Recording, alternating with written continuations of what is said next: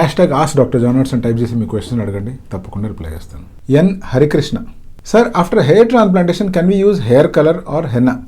Does these affect our transplanted hair? Hair transplantation జరిగిన తర్వాత henna కానీ హెయిర్ కలర్ కానీ వాడొచ్చా అంటే, సాధ్యమైనంత వరకు హెయిర్ కలర్స్ అనేటువంటి అవాయిడ్ చేయడమే మంచిది. అంటే ట్రాన్స్ప్లాంట్ జరిగినా జరగకపోయినా. హెయిర్ కలర్స్ వాడితే జరిగే నష్టం ఏంటి అంటే, మీకు బట్టతల వచ్చినా బట్టతల రాకపోయినా కూడా మీ జుట్టుని క్రమక్రమంగా అవి పల్చబడేలా చేస్తాయి. చాలామంది నేను గమనించిన విషయం ఏంటి అంటే, వాళ్ళ ఫ్యామిలీలో బట్టతల లేకున్నా కూడా వాళ్ళకి గనక హెయిర్ డై వాడే అలవాటు ఉంది అంటే, డౌన్ ద లైన్ సంవత్సరాలు పోయే కొద్దీ వాళ్ళ తల మీద జుట్టు పల్చగా అయిపోయి చూడ్డానికి వీళ్ళకి బట్టతల వచ్చిందా అనే స్టేజ్ కనిపిస్తుంది. బట్ నిజంగా మనం గమనిస్తే వాళ్ళ ఫ్యామిలీలో ఎవరికీ బట్టతల ఉండదు. But still just hair dye వల్ల ఇటువంటి ఎఫెక్ట్ వచ్చే అవకాశం ఉంది.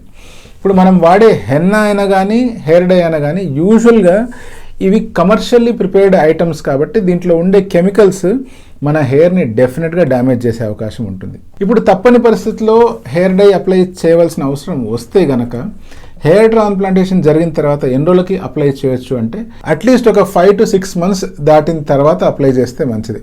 అది కూడా నిజంగా అవసరం అనుకుంటేనే. ఒకవేళ అర్జెంటుగా మీరు అప్లై చేయాల్సిన అవసరం ఏమీ లేదు అంటే సంవత్సరంన్నర వరకు అసలు హెయిర్ డై అప్లై చేయొద్దండి. ఇప్పుడు మీరే కనుక హెయిర్ ట్రాన్స్ప్లాంటేషన్ చేసిన జుట్టుకి రెగ్యులర్గా హెయిర్ డై అప్లై చేస్తున్నారు అనుకోండి, ఎటువంటి నష్టం జరుగుతుంది అంటే, హెయిర్ ట్రాన్స్ప్లాంటేషన్ చేసిన జుట్టు థిక్గా గ్రో అవ్వడానికి డిజైన్ అయి ఉంటుంది. బట్ క్రమక్రమంగా ఈ జుట్టు కూడా పల్చబడిపోయే అవకాశం ఉంటుంది.